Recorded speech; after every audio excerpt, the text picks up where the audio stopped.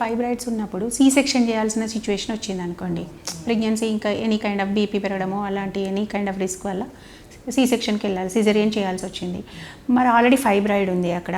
So అలాంటప్పుడు మీరు ఎట్లా చేస్తారు? అంటే ఆ ఫైబ్రాయిడ్ తీసేయడము సిజేరియన్ రెండు ఎట్ ఎ టైం చేస్తారా, లేదంటే అప్పుడు ఎలాంటి సొల్యూషన్ ఉంటుంది?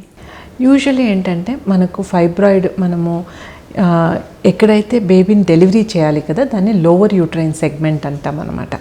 సో ఫైబ్రాయిడ్ పెద్దగా ఉండి ఆ వేలో వస్తూ ఉంటే, మనం డెలివరీ చేసే వేలో వస్తూ ఉంటే అది ఫస్ట్ ఫైబ్రాయిడ్ తీసేసి మనం బేబీని డెలివరీ చేస్తామన్నమాట. లేదు ఫైబ్రాయిడ్ ఎక్కడో పైకి ఉంది ఆర్ వెనకల ఉంది అంటే usually will deliver the baby by caesarean section అనమాట. మనకి ఈజీగా యాక్సెసిబుల్గా ఉన్నాయి ఆర్ మనకు బ్లీడింగ్ అయ్యే ఛాన్స్ తక్కువగా ఉంది అంటే మాత్రమే మనము సిజేరియన్ అయ్యేటప్పుడు ఈ ఫైబ్రాయిడ్స్ కూడా తొలగిస్తాం అవసరమైతేనే.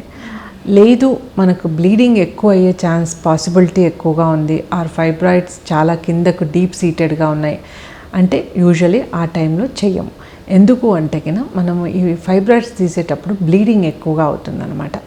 బ్లీడింగ్ ఎక్కువ అయినప్పుడు ఏమవుతుంది, ఒక్కోసారి డెలివరీ టైంలో మన క్లాటింగ్ మెకానిజం అనేది అంత బాగా ఉండదు అనమాట. సో ఒక్కసారి ఇంకా బ్లీడింగ్ స్టార్ట్ అయిపోతే ఇంకా హెవీగా అవుతుందన్నమాట. సో ఆ టైంలో నేను ఫైబ్రాయిడ్ తీస్తూ ఉంటే ఏమవుతుంది, హెవీగా బ్లీడ్ అయిందంటే ఒక్కొక్కసారి వర్స్ట్ సిచ్యువేషన్లో మనము మొత్తం హిస్టెక్టమీ అంటే గర్భసంచి తీయాల్సిన అవసరం పడుతుందన్నమాట. సో ఎక్కడైతే మనకు అవసరమో ఆ సిచ్యువేషన్స్లో మాత్రమే సిజేరియన్ చేసేటప్పుడు ఫైబ్రాయిడ్స్ తీస్తాం. అదర్వైజ్ మనకు సిజేరియన్ అయిపోయిన తర్వాత 6 వీక్స్ తర్వాత మళ్ళీ స్కాన్ చేసి చెక్ చేసుకుంటాం అనమాట.